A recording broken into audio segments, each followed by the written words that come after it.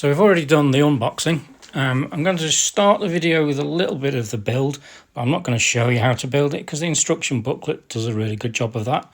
And I want to spend a little bit more time on how I put together and did the body shell. There's only 3 part bags, A, B and C.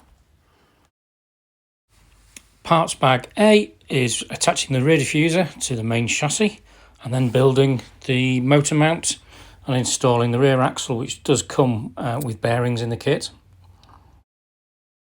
Parts bag B is building the front suspension and attaching it to the chassis and also installing the steering servo and the upper deck.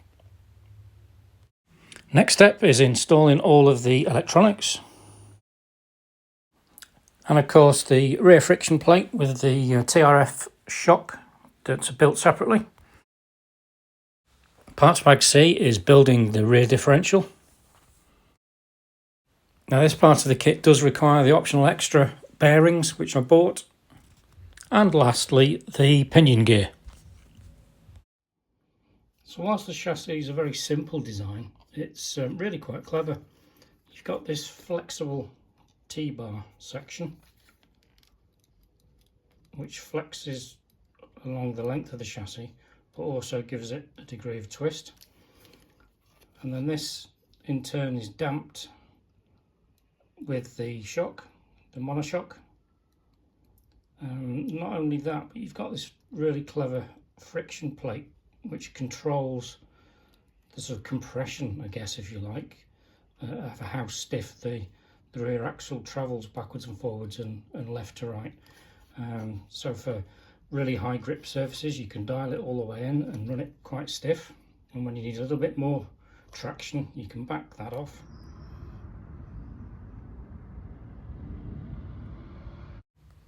The front suspension is quite crude in a way. It's just the simple steering arm suspended with a spring that does enough damping to give it that little bit of travel.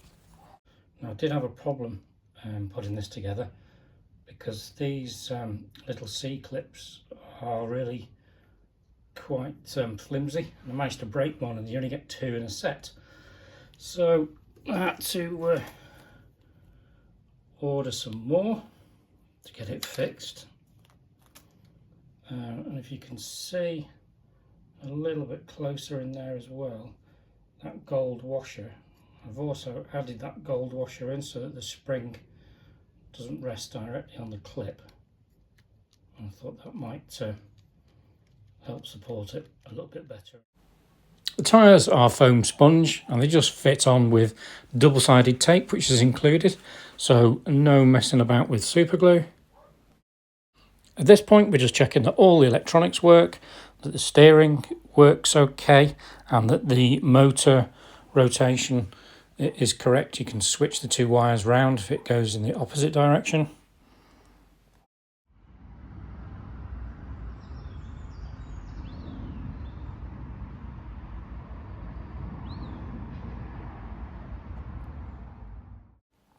Time to paint the body shell, and I don't want to mess this up because they're not easily available.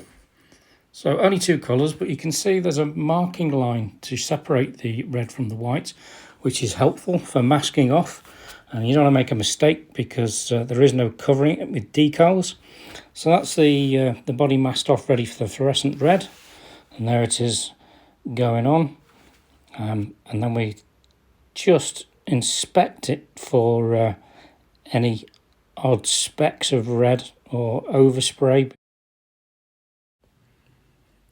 The body shell is painted and it's come out really well, and it's worth taking the time to mask these things, especially if you can't just easily find a replacement shell.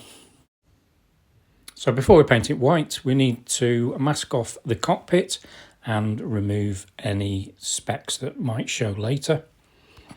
So this is an important detail. The sides to the wing in the instructions says to spray it fluorescent red and then back it with black. I was worried that the black was going to make the fluorescent red look darker, and you can see that here. So there's a piece of black and a piece of white. If you put it behind the fluorescent red, you do get two different colour shades. So the body is going to be backed in white, okay, and therefore I've backed these in white as well, and then I'm going to use some matte black vinyl to back those, because I want the matte finish, and as you can see, black behind that doesn't make any difference to it at all, and it should come out the same shade as the body. So little tip there. So that's the painting done, all ready for the decals and the cockpit. Really pleased with how this came out. And the side pods in the instructions say to paint black, but they'll be glossy if I do it from the inside, and not very durable painted on the outside.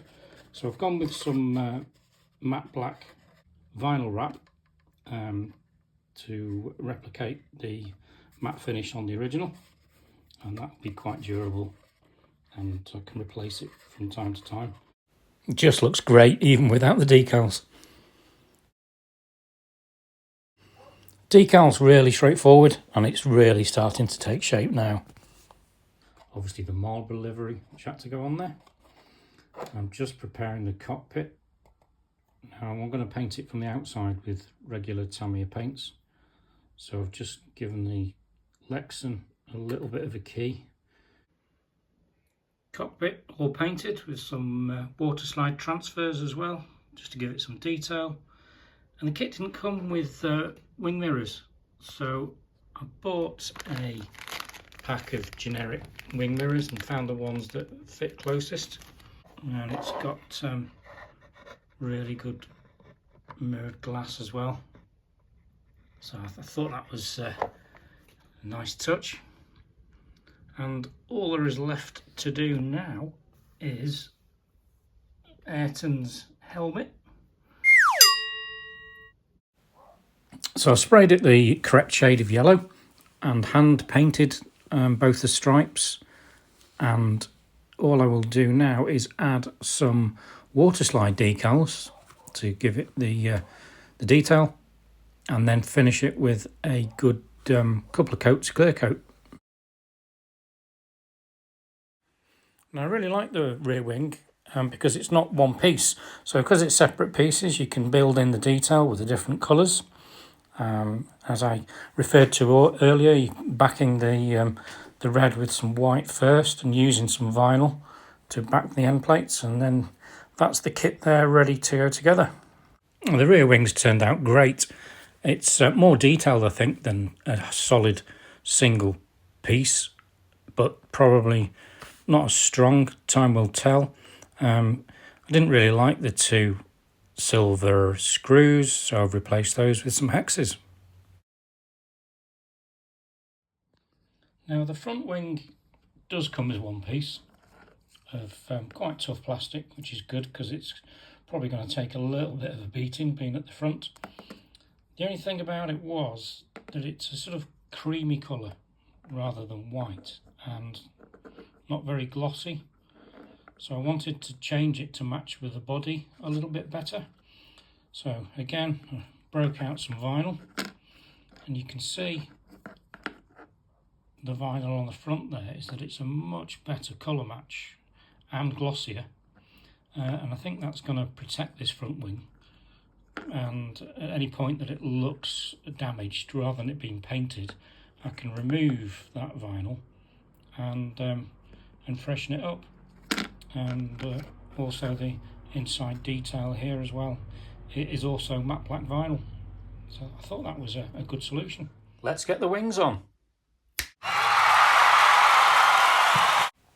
Now, the receiver that I bought's got a very short aerial, so I knew it would tuck inside the body and therefore not have to stick through the shell. And there we are, one completed car, and it just looks absolutely stunning. So pleased with it and can't wait to get it outside for a good run.